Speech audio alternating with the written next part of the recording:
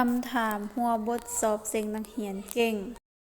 จงอธิบายคำสุภาษิตลุมนี้ข้อกอแนวเล่นร้อนบ่ปุ่นปานเฒ่าย่า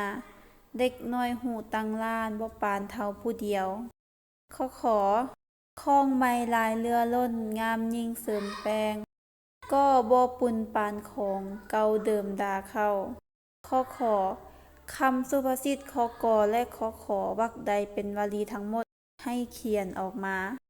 ข้องอคำสุภาษิตในข้อกอและข้อขอ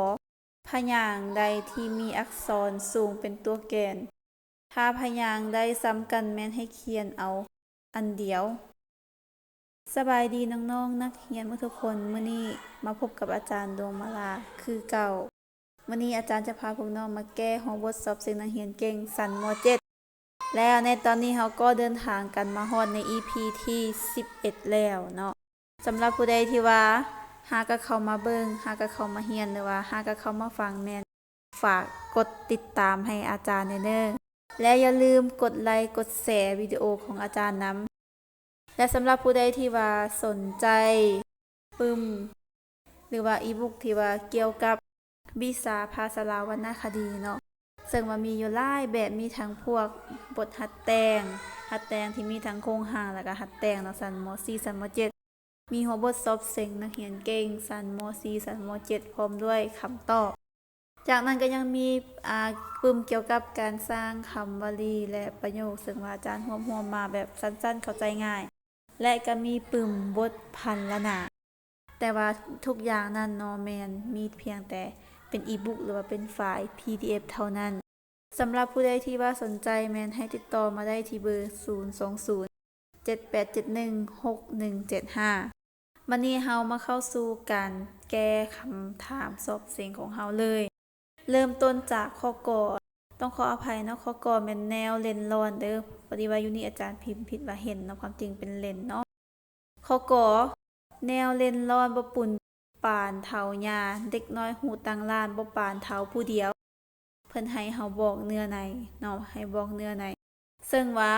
คำสุภาษิตตัวนี้แม่นมีเนื้อในเว้าถึงบทเรียนและประสบการณ์ของผู้น้อยอาจจะมีหลายแต่ก็บ่อาจเทียมเท่ากับประสบการณ์ของผู้ใหญ่หรือว่าผู้อาวุโสที่ว่าเพิ่นเกิดก่อนเฮาบัดนี้ข้อขอคล้องไม้ลายเรือล้นงามยิ่งเสริมแปลงก็บ่ปุ่นปานของเก่าเดิมดาเข้าสำหรับคำสุภาษิตตัวนี้แม่นมีเนื้อในเว้าถึง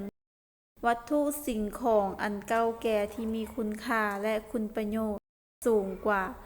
วัตถุอันใหม่นั่นเองบัดนี้ข้อขอเพิ่นบอกว่าให้เฮาเขียนวรรคที่ว่ามันเป็นวลีออกมาเนาะรวมถึงทั้ง2ข้อก็คือข้อกอกับข้อขอซึ่งคำสุภาษิตข้อกอและข้อขอที่เป็นวลีทั้งหมดมีคำว่ากอบ่ปุ่นปานของเก่าเดิมดาเขานั่นเองบัดนี้ข้องอเพิ่นว่าให้เฮาเลือกพยางค์ที่มีอักษรสูงเป็นตัวแกนถ้าพยางค์ใดซ้ำกันแม่นให้เฮาเอาอันเดียวเนาะบัดนี้เฮามาจะแยกเขียนคืนเนาะพยางค์ที่เป็นอักษรสูงเป็นตัวแกนมีคำว่าเลนหลอนเท่าไหมหลายเหลือเสริมและคำของนั่นเองและนั่นก็เป็นการแก้หัวบทสอบเสียงนักเรียนเก่งชั้นม.7 EP ที่11เนาะซึ่งว่า EP นี้ก็เป็น EP ที่ค่อนข้างจะง่ายเพราะว่าเป็นเพียงภาคทฤษฎีเท่านั้นเนาะ